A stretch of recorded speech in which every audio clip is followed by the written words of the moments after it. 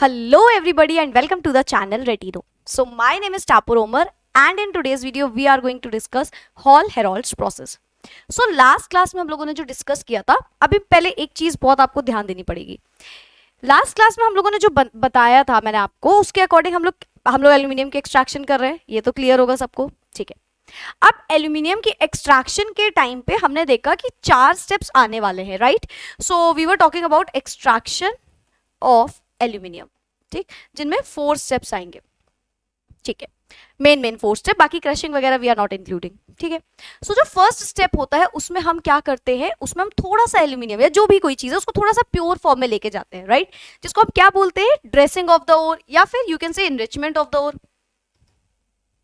तो मैं पहले का भी एक ओवरव्यू आपको दे रही हूँ. इफ इन केस आपको पहले का वीडियो आपने देखा है तो आप स्किप कर सकते हो, आगे बढ़ सकते हो, और अदरवाइज यहां से कंटिन्यू कर सकते हो, क्योंकि अगर आपको पिछला वाला नहीं आता होगा तो अगेन इस टॉपिक में प्रॉब्लम आएगी. ये एक सीरीज काइंड ऑफ है, राइट. अब आप एल्यूमिनियम के एक्सट्रैक्शन पढ़ रहे हो, आपको पता ही नहीं पहले स्टेप पे आपने क्या किया हुआ है, तो सेकंड स्टेप से ना मजा आएगी और ना समझ में आने वाला है. तो इसलिए थोड़ा सा मैं ओवरव्यू दे रही हूँ जल्दी से, ठीक है. तो हमने ड्रेसिंग ऑफ द ओर तो पढ़ ली, जिसमें हमने बोला कि हाँ भाई एल्यूमिनियम जो है उसको इनिशियली थोड़ा सा क्लीन करना है, जिससे उसकी जो भी स्टार्टिंग की इंप्योरिटीज है वो हट जाए. तो उसके लिए हमने कौन सा प्रोसेस लगाया था, रिमेंबर, हम लोगों ने लगाया था बेयर्स प्रोसेस, ठीक. बेयर्स प्रोसेस में हमने क्या पढ़ा था, हमने बेयर्स प्रोसेस में पढ़ लिया था कि हाँ भाई एल्यूमिनियम जो है उसको थोड़ा थोड़ा 3 स्टेप्स, बेयर्स प्रोसेस के फर्दर 3 स्टेप्स थे, राइट. 3 स्टेप्स थे इसके, तीनों स्टेप्स हमने पढ़ लिए थे. लास्ट स्टेप में हमको मिला क्या था, याद करो सब लोग, एल्यूमिना मिला था. हम लोग को मिला था Al2O3. इस स्टेप से जो ऑब्टेन हुआ है वो है Al2O3.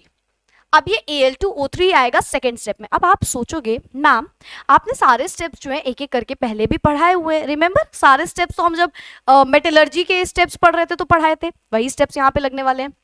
मुझे एक बार ध्यान से सोच के बताना आप, या ऐसी चीज जल्दी से सोच लो कि हम लोग जो इस आज के टॉपिक में पढ़ेंगे वो है बेसिकली थर्ड स्टेप में. मतलब जो हमारा थर्ड स्टेप हम पढ़ते हैं विच इज सेकेंड नंबर वाला छोड़ते हैं अभी, और थर्ड स्टेप की बात करते हैं. तो अगर हम थर्ड स्टेप की बात करें तो हम क्या करते हैं, हम करते हैं इलेक्ट्रोलिसिस, है ना, इलेक्ट्रोलिसिस वाला प्रोसेस.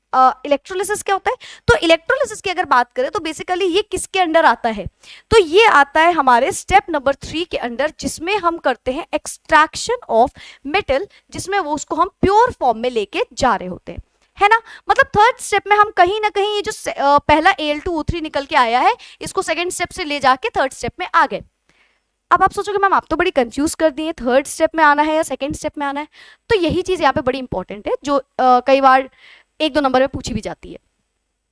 अगर आप बात करोगे फर्स्ट स्टेप में तो आपको क्या ऑब्टेन हुआ था, क्या मिला था हमको फर्स्ट स्टेप से, तो फर्स्ट स्टेप से हमको मिला था एल्यूमिना, जो मैंने वहां पे लिखा हुआ है विच इज Al2O3, राइट.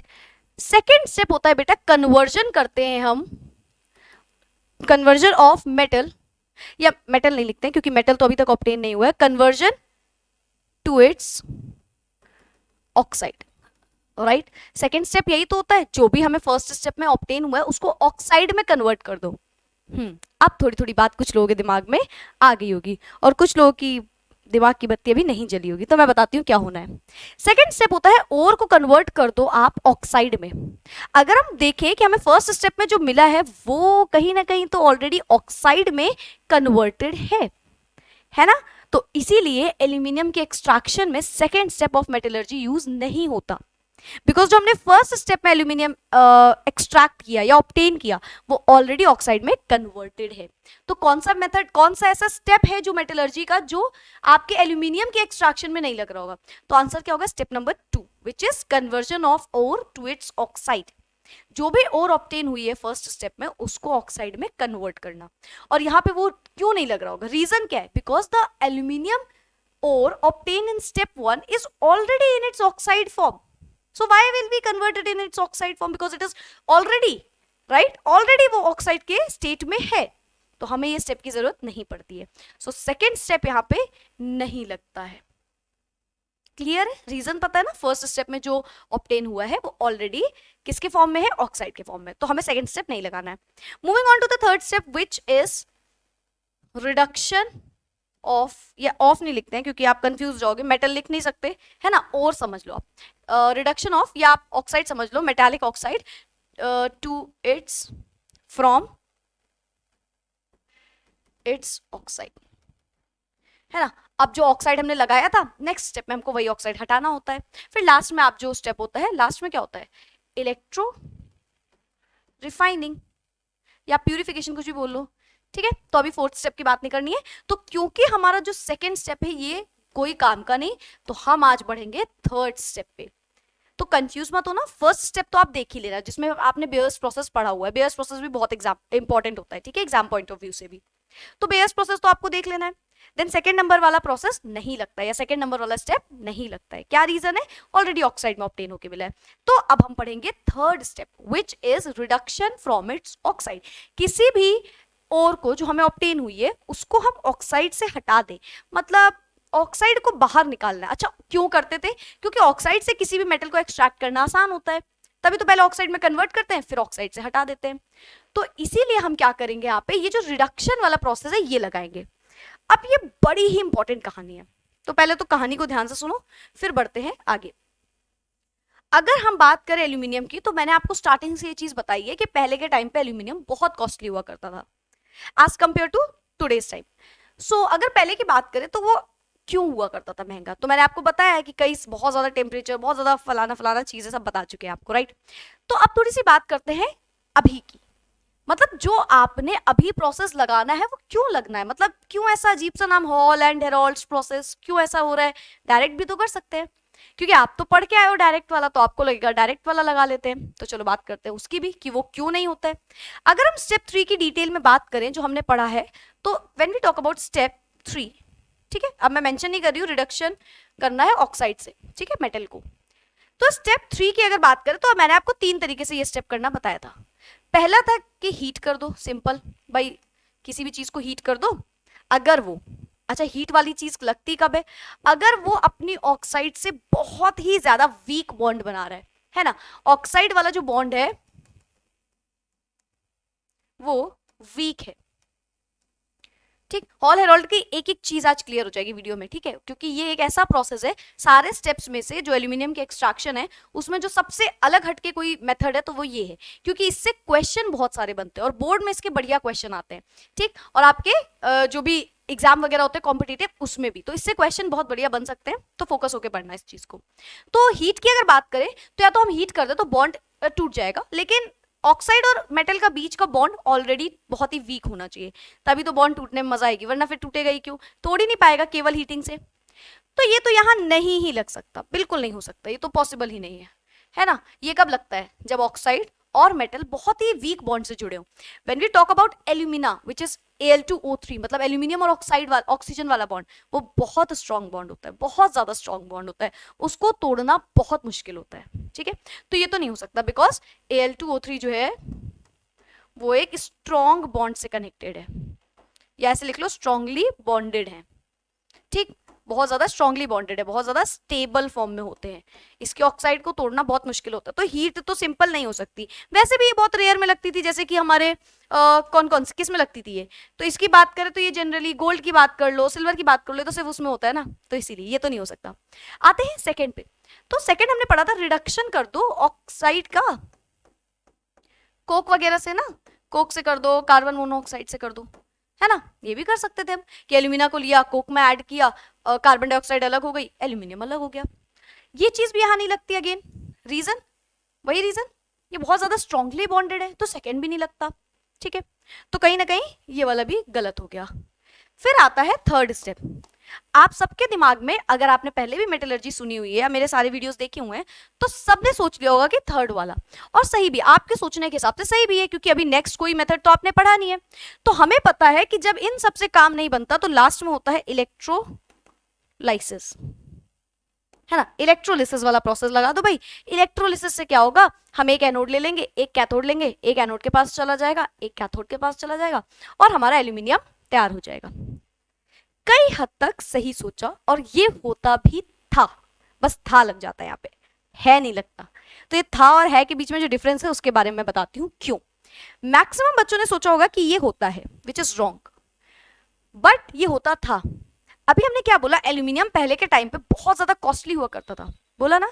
तो वो क्यों हुआ करता था? इसी की वजह से हमें एल्यूमिनियम की एक्सट्रैक्शन, जो एग्जैक्ट एक्सट्रैक्शन होती है कि कम पैसों में, कम नुकसान में कैसे एल्यूमिनियम को हम बना सकते हैं, वो नहीं समझ में आ रहा था, क्योंकि हम लोग यहां तक रुक गए थे कि इलेक्ट्रोलिसिस कर दो और ये हो जाएगा। इलेक्ट्रोलिसिस में जो टेम्परेचर जा रहा था वो जा रहा था अबव 2000 डिग्री सेल्सियस, मतलब इसके काफी ऊपर था। 2030, 2100, 2200 समथिंग, 2100, इतना टेम्परेचर, मतलब 2000 डिग्री सेल्सियस का टेम्परेचर बहुत ज्यादा होता है। इतने ज्यादा टेम्परेचर पे जो एल्यूमिनियम होती है वो खुद ही वॉलेटाइल हो जाती है भाई, एल्यूमिनियम ही नहीं बचती। इतने ज्यादा टेम्परेचर पे एल्यूमिनियम वॉलेटाइल हो जाती है। और आप सोचो इतना ज्यादा टेम्परेचर कोई क्यों देना चाहेगा कि उससे नुकसान ज्यादा हो और फायदा कम, है ना। एक हाई टेम्परेचर पहले आप ऑक्यूपाई करने के लिए इतना टाइम लगाओगे ऑब्टेन करने के लिए, राइट। फिर उसके बाद टेम्परेचर आ भी गया, अब एल्यूमिनियम ही नुकसान हो रहा है हमारा। तो ये तो मेथड बिल्कुल भी अच्छा नहीं था, जिसकी वजह से एल्यूमिनियम बहुत कॉस्टली हुआ करता था। ठीक, आज के टाइम पे, मतलब जब आज के टाइम पे तो चल ही रहा है ये प्रोसेस, बट ये प्रोसेस जब इन्वेंट हुआ, so this was a very major victory, बहुत बड़ी विक्ट्री काइंड ऑफ थी। क्योंकि एक ऐसा मेटल जिसको एक्सट्रैक्ट करने में बहुत पैसा, बहुत टेम्परेचर, बहुत टाइम और बहुत ज्यादा नुकसान होता जा रहा है, उसको हम इजीली कैसे ऑब्टेन करते हैं ये बताया था हॉल एंड हेरॉल्ड ने। तो इसका नाम हो गया हॉल हेरॉल्ड प्रोसेस। क्लियर है? अभी जो हॉल एंड हेरॉल्ड प्रोसेस है, इसमें क्या करते हैं? तो यही चीज करते हैं, ये जो हमारा Al2O3 है, इसको हम कन्वर्ट करते हैं एल्यूमिनियम के फॉर्म में। ठीक है ना, यहाँ पे जो एल्यूमिनियम आपको मिलेगा वो 95 to 98% प्योर हो जाता है। ठीक, लेकिन हमको तो और ज्यादा प्योर करना है, तो फोर्थ स्टेप में तो आएंगे नेक्स्ट वीडियो में। फिलहाल तो यहाँ पे जो एल्यूमिनियम है हमारा, ये हमको ऑब्टेन होता है हॉल एंड हेरॉल्ड प्रोसेस से। तो भाई ऐसा क्या नया काम कर दिया, इतनी कहानी तो आप समझ गए होगे, है ना, ये तो सबको समझ में आ गया होगा। अब ऐसा क्या काम इन्होंने कर दिया कि भाई ये जो हमारा मतलब एल्यूमिनियम है इतने आसानी से होने लगा, हीट भी कम हुई और ये वॉलेटाइल भी नहीं हुआ। तो ऐसा क्या किया? तो इन्होंने कुछ चीजों का यूज किया। इन्होंने तीन चीजें यूज करी। एक तो ये एल्यूमिना जो ऑब्टेन हुआ है, ठीक है, तो first thing was alumina, Al2O3, पहली चीज तो इन्होंने यही यूज कर ली। ठीक है, सेकेंड चीज उन्होंने यूज करी क्रायोलाइट। ठीक है, क्रायोलाइट का फॉर्मूला क्या होता है? Na3Al(F6). और थर्ड चीज जो इन्होंने यूज करी वो थी फ्लोर्सपर। आपको एक होमवर्क देती हूं, आपका होमवर्क है आपको कमेंट में बताना है कि क्रायोलाइट जो है वो किसकी ओर है। मैंने आपको ये चीज बताई थी, क्रायोलाइट किसकी ओर है। बहुत ही इजीएस्ट क्वेश्चन है जो आप बहुत आसानी से बता लोगे, but you have to tell me this. ठीक है, क्रायोलाइट किसकी ओर है? फ्लोर्सपर की बात करें तो फ्लोर्सपर होता है CaF2। ठीक, इन्होंने ये तीन चीजों का यूज किया, मतलब इन्होंने बोला कि आप क्रायोलाइट यूज कर लो और आप फ्लोर्सपर यूज कर लो और आप Al2O3 यूज कर लो, जो कि आप कर ही रहे थे Al2O3। तो इन तीन चीजों के यूज करने से जो एल्यूमिनियम मिलेगी वो बड़ी ही आसानी से मिल जाएगी। तो लोगों ने सोचा ऐसे कैसे हो सकता है भाई, ऐसे कैसे बड़ी आसानी से मिल जाएगा? तो इन्होंने इनके यूजेस बताए, मतलब ये जो इन्होंने बातें कही हैं ये हवा में नहीं कही है, ये जो बात हुई है ये हवा में नहीं हुई। ये जो क्रायोलाइट है ये क्या करता है? तो सबसे इंपॉर्टेंट काम इसी का है। ये क्या करेगा? ये टेम्परेचर जो 2000 समथिंग था उसको कम कर देगा, lowers the melting temperature of alumina. सबसे इंपॉर्टेंट काम क्रायोलाइट का यही है कि जो एल्यूमिना का टेम्परेचर 2000 के ऊपर जा रहा था, अबव 2000 डिग्री सेल्सियस जा रहा था, ये उसको लोअर कर देगा और अराउंड ले आएगा 1900 समथिंग, मतलब 900 या 1000 या 1100 समथिंग। कई बुक्स में 950 दिया रहता है, कई बुक्स में 1100 दिया रहता है, कई में 1050 दिया रहता है। इन शॉर्ट बोले तो जस्ट हाफ। ठीक है, एकदम हाफ कर दो। तो कहीं ना कहीं टेम्परेचर बहुत कम हो गया, हुआ कि नहीं हुआ? सोचो, कहां 2000, कहां 1000, एकदम आधा। तो इसीलिए एक तो सबसे इंपॉर्टेंट काम जो किया इन्होंने वो इसका जो टेम्परेचर बहुत ज्यादा लग रहा था उसको कम कर दिया। ठीक है, ये किया हमारे क्रायोलाइट ने। अगर हम बात करें और इसने क्या किया, तो इसने सेकंड काम जो किया वो भी बड़ा इंपॉर्टेंट किया। नंबर 1 ये था। नंबर 2, इंक्रीज कर दी कंडक्टिविटी ऑफ एल्यूमिनियम, या Al2O3 लिख लो। ये जो Al2O3 था, ये जो Al2O3 हमारे पास बना था, दिस वन, इसकी कंडक्टिविटी आपको पता है, इलेक्ट्रोलिसिस वाला मैंने आपको प्रोसेस समझाया था ना, ये वाला मेथड जब समझाया था तो आपको याद होगा इलेक्ट्रोलिसिस क्या होता है, जिसमें Al एक तरफ चला जाए, O एक तरफ चला जाए। तो आप सोच रहे हो इलेक्ट्रोलिसिस क्यों नहीं लगाया, चलिए ये भी समझ गया, टेम्परेचर वगैरह। और क्या प्रॉब्लम थी, उसकी प्रॉब्लम थी कि Al2O3 जो है वो एक इलेक्ट्रोलाइट नहीं बन पाता था, क्योंकि वो एक बैड कंडक्टर ऑफ इलेक्ट्रिसिटी था, और जो बैड कंडक्टर ऑफ इलेक्ट्रिसिटी होता है उसकी तो एक्सट्रैक्शन नहीं हो सकती है इलेक्ट्रोलिसिस से। तो सेकेंड प्रॉब्लम इसकी ये थी कि ये बैड कंडक्टर ऑफ इलेक्ट्रिसिटी था, और अगर ये बैड कंडक्टर ऑफ इलेक्ट्रिसिटी था तो यहाँ पे अगर इलेक्ट्रोलिसिस वाला प्रोसेस लगाते, एक एनोड लगा देते, एक कैथोड लगा देते, तो यहाँ पे जो इलेक्ट्रोलाइट यूज होता है जो Al2O3, वो तो बैड कंडक्टर है, तो ना वो पॉजिटिव के पास मूव करेगा ना नेगेटिव के पास। तो इसकी वजह से बहुत प्रॉब्लम थी, जो यहाँ से रिजॉल्व हो गई, या यू कैन से सॉल्व हो गई। लोअर कर दिया मेल्टिंग पॉइंट और इंक्रीज कर दिया कंडक्टिविटी को Al2O3 की। Al2O3 की कंडक्टिविटी को इंक्रीज करने में फ्लोस्पर भी काम करता है, तो ये काम CaF2 भी आप कह सकते हो, दोनों लोग ये काम करते हैं, CaF2 भी और क्रायोलाइट भी, ठीक। और CaF2 का एक और काम होता है कि वो यूनिफॉर्म कर देता है पूरे मिक्सचर को, पूरे Al2O3 पूरे में यूनिफॉर्मली फैल जाते हैं, ठीक है। अब एक चीज और है कि यहाँ पे, ये तो चलो आप पहले स्क्रीनशॉट लो या इस पॉइंट्स को आप नोट कर लो, काफी मैस हो गया है, but still you can note it down in your own words और ओन नोट्स। आपने नोट्स बना लो, इससे आप देख सकते हो, ठीक है। स्क्रीनशॉट लेना हो, you can take the screenshot also. फिर मैं इसको इरेज करके आगे की बात बताती हूँ। चलो अब बात करते हैं कि यहां तक तो हो गया कि क्रायोलाइट समझ में आ गया, फ्लोस्पर समझ में आ गया, ठीक है। तो ये जो स्ट्रक्चर बना है ये कैसे वर्क करता है इसकी बात करते हैं। अगर आप बात करोगे इसके स्ट्रक्चर की, तो यहाँ पे आपको ये जो स्ट्रक्चर दिख रहा है यही इसी तरीके से, मतलब ये मशीन है एक, हॉल एंड हेरोल्ड प्रोसेस में ऐसे ही ये यूज किया जाता है। अब आप इस स्ट्रक्चर में देखो या इस इमेज में देखो, ये जो इमेज लगी है इसमें आपको क्या क्या दिख रहा है। एक तो आपको ये तीन कोई रॉड्स जैसी दिख रही हैं, ठीक है। फिर आपको यहाँ पे मोल्टेन क्रायोलाइट प्लस एल्यूमिना लिखा हुआ दिख रहा है, फिर मोल्टेन एल्यूमिना दिख रहा है, फिर आयरन वेसल दिख रहा है, ठीक है। फिर उसके बाद हमको कार्बन एनोड्स दिख रहे हैं, कार्बन लाइनिंग दिख रही है, कई सारी चीजें दिख रही है, ठीक है। एक एक करके सबको समझते हैं जल्दी से। सबसे पहली बात क्या है कि हमारे पास एनोड और कैथोड तो होना चाहिए, क्योंकि यहां से ही तो हमारा रिडक्शन, हम कर क्या रहे हैं, रिडक्शन टू इट्स ऑक्साइड, तो रिडक्शन तो करना है, और रिडक्शन के लिए ये तो चाहिए। बस हमको कुछ ऐसा करना था कि जो प्रोसेस है उसमें टेम्परेचर कम हो जाए, कंडक्टिविटी बढ़ जाए।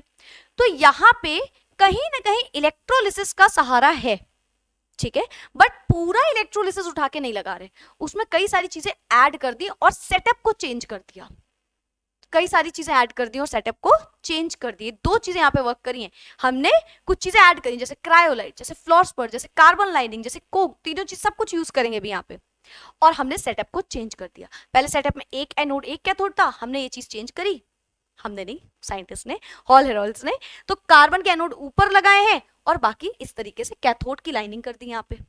तो चीजों को मतलब कहते हैं कान इधर से पकड़ो कान उधर से पकड़ो, बात तो वही हुई। तो इसको घुमा के थोड़ा कर दिया हमने, एनोड कैथोड यूज किया, बट एज इट इज नहीं, जैसे एनोड यहाँ कैथोड यहाँ जो यूजुअली इलेक्ट्रोलिसिस में होता है वो नहीं, थोड़ा सा डिफरेंट वे में, ठीक है। अब इस डिफरेंट वे में क्यों किया, क्या इसका रीजन है, इसको समझते हैं जल्दी से। तो सबसे पहले तो की गई कार्बन की लाइनिंग, अभी मैं सबका यूज आपको बाद में बताती हूँ। ये जो है this is basically the carbon lining, ठीक है। देन ये जो कार्बन लाइनिंग है ये क्या है, ये एक नेगेटिव साइड है। अच्छा, नेगेटिव क्या होता है, कैथोड, पॉजिटिव क्या होता है, एनोड, ये आपको याद होगा, ठीक है। कैथोड पे क्या होता है, रिडक्शन, और एनोड पे क्या होता है, ऑक्सीडेशन, ठीक है। तो इतनी चीजें सबको याद होनी चाहिए। एनोड पे ऑक्सीडेशन होता है, कैथोड पे रिडक्शन होता है। हमने लगा दी आयरन की वेसल, या ये वेसल जो लिए आयरन के लिए, जो कैथोड यूज कर रहे हैं हम। फिर यहाँ पे एक प्लग लगा दिया, फिर एक टैप, मतलब आप कह सकते हो कार्बन के एनोड्स ले लिए, ठीक है। और यहाँ पे हम यूज करते हैं कोक, यहाँ पे कार्बन। अभी सबका रीजन बताते हैं क्या क्यों यूज हो रहा है। चलो, हमने सबसे पहले ऐड किया मोल्टेन क्रायोलाइट प्लस एल्यूमिना, आप बोल सकते हो साथ में फ्लोस्पर, ठीक है। अब Al2O3 की अगर आप बात करो तो Al2O3 कैसे ब्रेक होगा, खुद से सोचो। Al2O3 है, या ऊपर लिख देते इसको, Al2O3 है, NaAlF6 है, Na3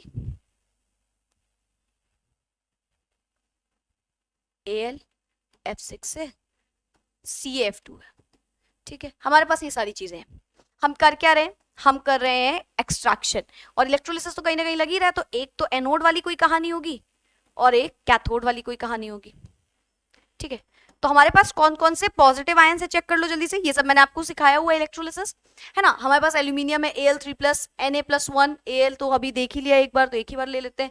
फ्लोरीन है, कैल्शियम है, फ्लोरीन है, या अगेन फ्लोरीन हम देख चुके हैं।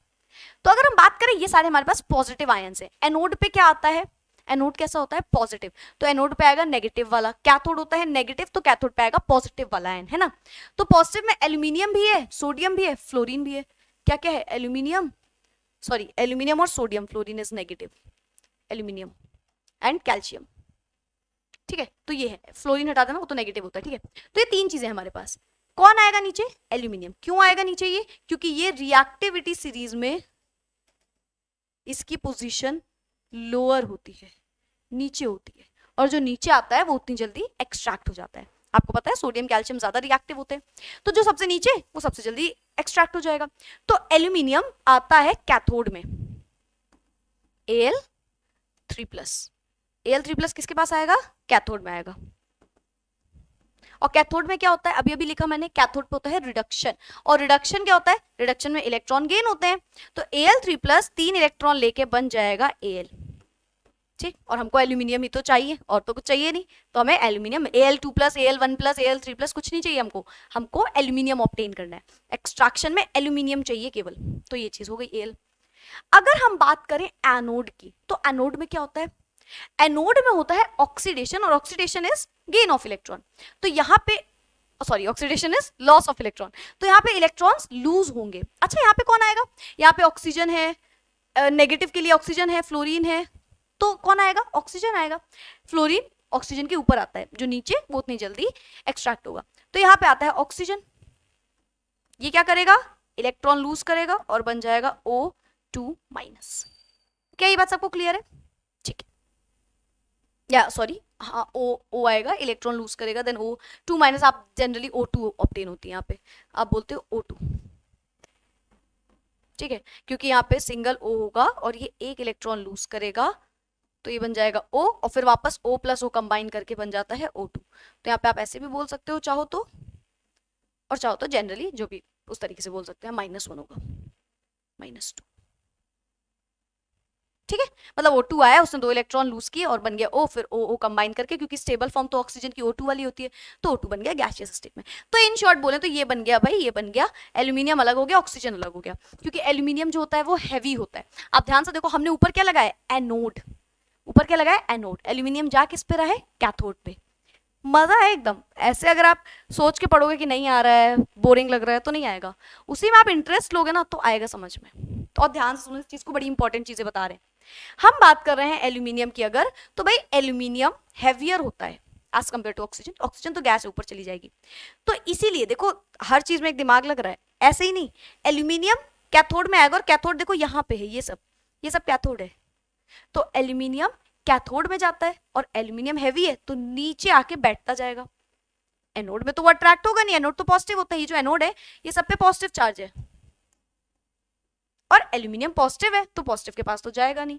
या आप ऐसा समझ लो कि एल्यूमिनियम कैथोड पे ऑलरेडी रिड्यूस हो रहा है, तो एल्यूमिनियम जो है वो यहाँ पे आके कलेक्ट होता जाएगा। ये क्या है, ये है एल्यूमिनियम। क्या ये बात आपको समझ में आई, एल्यूमिनियम नीचे आके कलेक्ट हो गया। बात करते हैं ऑक्सीजन की, जो कि बड़ी इंपॉर्टेंट कहानी है। अब यहाँ पे बड़ी दिक्कतें आ जाएंगी वापस से। ऑक्सीजन क्या करेगा, ऑक्सीजन तो भाई गैस है, जाके यहाँ चिपक जाएगा, है ना, बल्कि ऐसे लिख दो इसको, ऑक्सीजन ऑक्सीजन ऑक्सीजन। तो ऑक्सीजन तो यहाँ आके हर जगह चिपकने लगेगा। ठीक है, लेकिन दिक्कत क्या होगी कि ये जो हमारा ऑक्सीजन यहाँ पे आके लग रहा है, ये जो हमारे एनोड है ये किसके हैं, देखो ऊपर क्या लिखा है, कार्बन। एनोड किसका है, कार्बन। मैं पहले एक्सप्लेन कर दे रही हूँ, मैं रीड स्लाइड बाद में करूंगी, स्लाइड रीड करने में कुछ नहीं है, वो कर देंगे। पहले समझ लो कहानी में हो क्या रहा है, पूरी चीज है क्या, क्या क्या हो रहा है प्रोसेस में, फिर बाद में रीड करते जाएंगे, समझ लेना। रीड करने से ज्यादा एक्स्ट्रा नॉलेज में दे रही हूँ आपको, सुन लो बस जल्दी जल्दी। अगर हम बात करते हैं एनोड की, तो एनोड बेटा हमने किससे बनाई है? कार्बन से। अब यहाँ पे एक ट्विस्ट आता है। सारी कहानी अच्छी चल रही थी, तुम लोग की यहाँ पे टॉपिक खत्म होने वाला था, बट फिर एक प्रॉब्लम आ गई। प्रॉब्लम यही कि एनोड बना है कार्बन से और एनोड पे जा रहा है ऑक्सीजन। सबको पता है ये बन जाएगा कार्बन डाइऑक्साइड, कार्बन मोनोऑक्साइड, है ना। अगेन प्रॉब्लम हो गई भाई, कार्बन डाइऑक्साइड कार्बन मोनोऑक्साइड बन जाएगी, पूरी हीट ऊपर चली जाएगी, बड़ी दिक्कत आ जाएगी। इसके लिए हमने यहाँ पे क्या यूज किया हुआ है? कार्बन लाइनिंग, या आप बोल लो यहाँ पे ये कोक, कार्बन सिंगल कार्बन। तो यहां पे कोक क्या करेगा? इस कार्बन मोनोऑक्साइड या कार्बन डाइऑक्साइड जो भी बन रहा है, इससे हीट लॉस जो हो रहा है उसको रोकता है, ठीक है। और कार्बन मोनोऑक्साइड, और यहाँ पे कोक क्या काम कर रहा है? और यहाँ पे कोक कोक जो है वो हीट लॉस को रोक रहा है, हीट लॉस को प्रिवेंट कर रहा है ना। कि यहाँ से जो हीट निकलेगी, क्योंकि टेम्परेचर तो हम अभी भी दे रहे हैं, यहाँ पे हीट तो हो ही रहा है ना। तो हीट हो रहा है तो यहाँ पे कुछ टेम्परेचर यहाँ भी होगा, तो इसको हीट लॉस को भी रोकता है ये, ठीक है। नहीं तो आग लग जाएगी ना, कार्बन मोनोऑक्साइड है, हीट भी जा रही है, तो ये तो बर्न कर सकता है पूरा सेटअप हमारा। तो ये हीट लॉस को भी रोक रहा है। क्या ये बात सबको क्लियर है? तो यहाँ पे एक वर्ड आता है कि ये एनोड जो है ये पीरियोडिकली रिपीट होते जाएंगे, आप बोल लो रिप्लेस होते जाएंगे। मतलब इसको टाइम टू टाइम चेंज करना पड़ता है। क्या रीजन हुआ? क्योंकि वहां पे जा रहा है ऑक्सीजन, और ऑक्सीजन कंबाइन कर जाएगा, तो जो एनोड है वो धीरे धीरे डिक्रीज करता जाएगा, टाइम टू टाइम कम होता जाएगा, क्योंकि वो तो भाई खुद ही रिएक्ट करता जा रहा है। तो इसकी वजह से हम एनोड को टाइम टू टाइम रिप्लेस करते रहते हैं। क्लियर है? तो ये पूरी कहानी मैंने आपको समझा दी। एल्यूमिनियम नीचे आ गया, वो जो है उसको रिप्लेस भी कर दिया, क्योंकि वहां पे कार्बन और ऑक्सीजन कंबाइन कर जा रहे थे। तो ये पूरी कहानी यहाँ पे हो रही है। इसका स्क्रीनशॉट ले लो जल्दी से, फिर बढ़ते हैं आगे वाले स्टेप पे, या आगे वाले स्टेप नहीं, आगे वाले स्लाइड पे।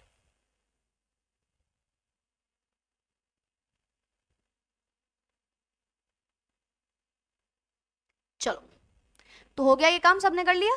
तो ये हीट लॉस को बचा रहा है। अच्छा, यहाँ पे ये भी लिख लो कि ये एनोड बर्निंग को भी रोक रहा है, प्रिवेंट बर्निंग ऑफ एनोड, या यू कैन से एनोड बर्निंग, ठीक है। तो ये हो गया। अब बढ़ते हैं आगे, कि ये तो हमने भाई सब कुछ मेन मेन चीजें पढ़ ली। अब जरा समझते हैं कि किस तरीके से आंसर्स फ्रेम किए जाते हैं, या कैसे आंसर्स इसके बनते हैं। Aluminium is mixed with cryolite which is Na3Al(F6) and the mixture is melted in an iron cell। एक आयरन की सेल में इस पूरे को मिक्सचर को हम क्या करते हैं? मिक्स करते हैं। साथ में CaF2 एनसीईआरटी में मेंशन नहीं रहता, लेकिन आपको ये चीज समझनी है कि CaF2 भी यहाँ पे एडेड होता है विच इज फ्लोर्सपर, ठीक है। उसका भी काम होता है, वो सॉल्वेंट की तरह काम करता है, वो भी कंडक्टिविटी को बढ़ाने में काम आता है, वो पार्टिकल्स को जल्दी जल्दी पहुंचाता है, तो वो भी यहाँ पे यूजफुल होता है। फिलहाल एल्यूमिनियम मेल्ट्स एट 2303 केल्विन, मतलब 2300 केल्विन, 2300 केल्विन समथिंग पे ये मेल्ट होता है। It is a bad conductor of electricity. दो प्रॉब्लम थी, एक तो मेल्ट बड़ी देर में होता था, ऊपर से बड़ा बुरा कंडक्टर था इलेक्ट्रिसिटी का, सोने पे सुहागा वाला काम हो गया। But when mixed with cryolite and some calcium fluoride, तो देखो यहाँ पे ऐसे मेंशन रहता है, what is calcium fluoride? It is nothing but the fluorspar. यहाँ पे मैं लिख देती हूँ, इट इज फ्लोर्सपर, ठीक है। The mixture becomes a good conductor of electricity and melts at 1173 to 1223 kelvin. इतने टेम्परेचर को कम कर देगा, मतलब आधे से भी कम मान लो आप। तो चाहे 2050 रख के आप समझ लो 950, मतलब जस्ट हाफ कर देता है, समझो आधे से भी कम, ठीक है। तो इतने कम टेम्परेचर पे ले आया और कंडक्टिविटी को इंक्रीज कर दिया, गुड कंडक्टर ऑफ इलेक्ट्रिसिटी बना दिया। तो ये दोनों काम सॉल्व हो गए। The cryolite thus considerably reduces the energy lost। जो एनर्जी लॉस्ट हो रही थी उसको भी क्रायोलाइट ने बचा लिया। कौन सी एनर्जी? हीट वाली, हीट एनर्जी, है ना, हीट निकल रही थी, अभी भी बताया मैंने आपको। The iron cell is lined inside with gas carbon, है ना, कार्बन से उसको लाइनिंग कर दी, विच सर्व एज कैथोड, जिसको हमने कैथोड बना दिया। Now carbon rods act as anode, है ना, एनोड की रॉड टांग दी तीन जो कार्बन की थी। अच्छा, एनोड ऊपर ही रखना है, नीचे नहीं रख सकते, और कैथोड नीचे रखना है, ऊपर नहीं रख सकते, क्योंकि एल्यूमिनियम हेवियर होता है, वो नीचे आ जाता है, ठीक है, और ऑक्सीजन हल्की होती है, ऊपर चली जाती है। तो यही कहानी करनी है। द इलेक्ट्रोलाइट दस contains Na+Al3+ F- and O2- ions. इतने सारे आयंस हमारे पास हो गए, जिसकी वजह से हम क्या करेंगे? On passing electric current aluminium ions are discharge at cathode and O2 minus are discharge at anode, जो मैंने अभी आपको करना सिखाया। सबसे पहले क्या क्या, देखो सोडियम आया था, एल्यूमिनियम आया है, कैल्शियम आया है, लेकिन डिस्चार्ज कौन होगा, एल्यूमिनियम, क्योंकि वो रिएक्टिविटी सीरीज में नीचे लाए करता है। तो जो Al3+ है, जो Al3+ है वो क्या करेगा, 3 इलेक्ट्रॉन लेगा और बन जाएगा Al। ठीक, रिडक्शन हो रहा है, इसका क्या हो रहा है, रिडक्शन। और रिडक्शन कहां होता है, कैथोड पे।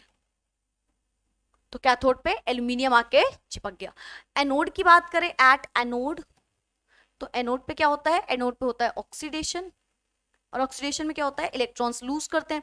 तो ऑक्सीजन ने 2 इलेक्ट्रॉन लूज किए, बन गया O2-, डायरेक्ट लिख देती हूँ इसको मैं, तो यहाँ बन गया O2-। ठीक है, तो ये कहां पे आ गया, एनोड पे। ये दोनों कहानी हो गई हमारी। Some quantity of oxygen formed in the reaction escapes and some reacts with the anode to form CO2, जो मैंने आपको अभी समझाया। कुछ कुछ ऑक्सीजन तो निकलती जा रही है, बट कुछ ऑक्सीजन रिएक्ट करती जा रही है एनोड से, which is not beneficial and which is not required. तो इसकी वजह से क्या हुआ, Thus, carbon anode burns away due to its reaction with oxygen। तो एक टाइम बाद जो भैया हमारे एनोड हैं वो तो खत्म ही हो जाएगा पूरी पूरी तरीके से, क्योंकि वो रिएक्शन कर रहा है और रिएक्शन में उसके साथ वो मिल जा रहा है ऑक्सीजन के साथ, तो खत्म हो जाएगा, डिक्रीज हो जाएगा। इसके लिए हम क्या करते हैं, anode has to be replaced from time to time. Very important, बहुत क्वेश्चन ये आया करता है बोर्ड में कि क्यों एनोड को टाइम टू टाइम रिप्लेस करते हैं। तो आंसर है क्योंकि एनोड जो है वो कार्बन से बना हुआ है और वो रिएक्ट कर जा रहा है ऑक्सीजन से, तो वो पूरी तरीके से बर्न कर सकता है, या वो टाइम टू टाइम बहुत ज्यादा डिक्रीज कर जाएगा, जिसकी वजह से हम क्या करते हैं, उसको रिप्लेस करते हैं पीरियोडिकली, और you can say time to time. This increases the cost of production of aluminium. ये क्या करता है, एल्यूमिनियम की जो प्रोडक्शन की कॉस्ट है उसको बढ़ा देता था पहले, अब नहीं होगा ऐसा। मोल्टेन एल्यूमिनियम बीइंग हेवियर, कैसा होता है, भारी होता है, then the electrolyte sinks to the bottom, नीचे आके बैठ जाता है, सिंक कर जाता है, डूब जाता है, and is taken out through the tapping hole. और इसको हम क्या करते हैं, इसको हम बाहर निकाल लेते हैं। तो ये होता है हॉल एंड हेरोल्ड्स प्रोसेस में पूरी तरीके से। तो ये पूरा स्टेप्स था, आप जल्दी जल्दी स्क्रीनशॉट ले लो, फिर हम लोग वीडियो को एंड करते हैं और थोड़ी सी बातें और बताते हैं। तो इन शॉर्ट हमने ये 3 चीजें यूज करी, जिसकी वजह से क्या हो गया, एल्यूमिनियम का एक्सट्रैक्शन बहुत ज्यादा आसान हो गया। ठीक है, अब एक्सट्रैक्शन आसान हो जाएगा, इसका स्क्रीनशॉट तो आप ले चुके थे, राइट। अब एक्सट्रैक्शन आसान हो जाएगा तो उससे क्या होगा, उससे एल्यूमिनियम जल्दी बनेगी, कम टेम्परेचर में बनेगी, कम टाइम में बनेगी, और जिसकी वजह से उसकी प्रोडक्शन बढ़ जाएगी। एल्यूमिनियम की प्रोडक्शन बढ़ जाएगी, टाइम कम हो जाएगा, कॉस्ट कम हो जाएगी बनाने की, और इसी तरीके से एल्यूमिनियम आज कई जगह यूज होता है। लेकिन क्या ये जो एल्यूमिनियम यूज हुआ है वो एकदम प्योरेस्ट फॉर्म में चला गया, 95 to 98% प्योर हुआ है, हमें 99.99% प्योर करना है। तो हम बढ़ेंगे इसके 4th स्टेप पे, which will be the last step of extraction of aluminium, जो हम कब पढ़ेंगे, नेक्स्ट वीडियो में। सो मिलते हैं नेक्स्ट वीडियो में, bye bye, take care, keep studying.